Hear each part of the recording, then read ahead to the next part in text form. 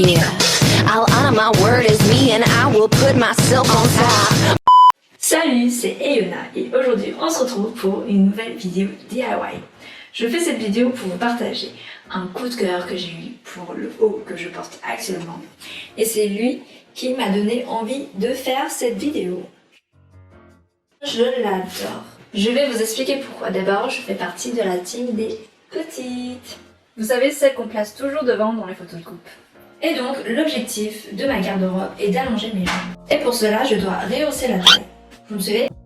Ce haut fait très bien le taf parce qu'il marque la taille, parce qu'il est court.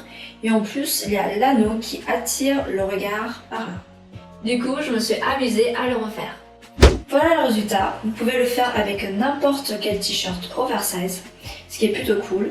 Et en plus, là, j'ai pu l'avoir à la longueur que je voulais. C'est-à-dire un peu au-dessus de la taille pour donner l'impression d'une taille beaucoup plus fine par comparaison. Puisque la partie la plus fine est apparente. J'étais trop fière quand je l'ai fait et je me suis dit qu'il fallait que je vous fasse un tuto. Il vous faut un anneau, le mien fait 4,5 cm, mais vous pouvez en trouver des beaucoup plus gros. Et je l'ai payé 80 centimes. Et un t-shirt, celui-là je l'ai eu en friperie. Donc mesure la longueur qui te convient. C'est la partie la plus importante du tuto. Vous comprenez pourquoi? C'est pas le moment de mélanger les chiffres.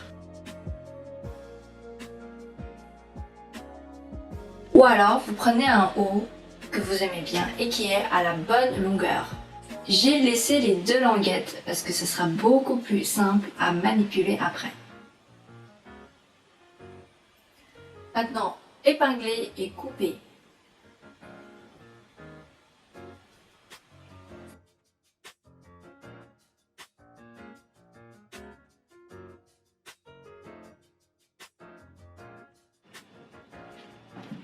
En sachant que là, il y a les 1,5 cm pour l'ourlet.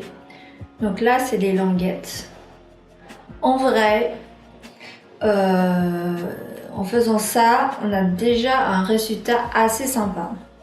Et je fais un ourlet pour éviter que le tissu s'effile. Vous le savez bien. Pour cela, surfiler les bords.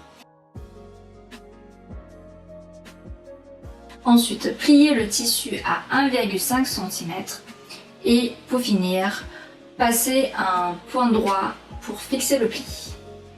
L'idéal après, c'est de repasser le pli avec un fer à repasser.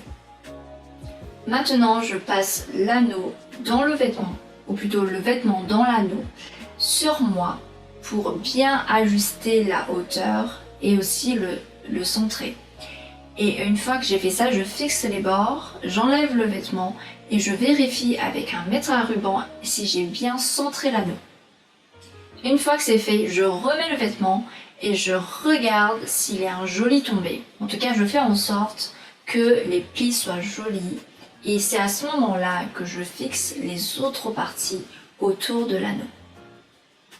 Maintenant, pour coudre l'anneau, à la machine, vous devez remplacer le pied de biche de base par un pied de biche fermeture éclair. C'est très important parce que vous allez pouvoir caler l'anneau contre le pied de biche sans avoir le risque de casser l'aiguille. Et bien sûr, vous allez aussi devoir remplacer l'aiguille par une grosse aiguille pour tissu épais. Allez-y lentement, quitte à le faire en tournant à la main le volant de la machine à coudre. D'ailleurs, je pense que c'est ce que je vais faire. Oh non! Round two, fight!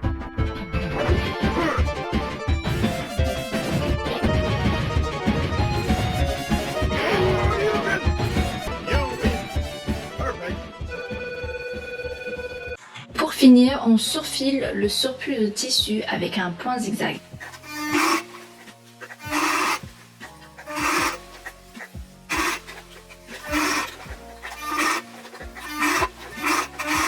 Et enfin, couper le surplus.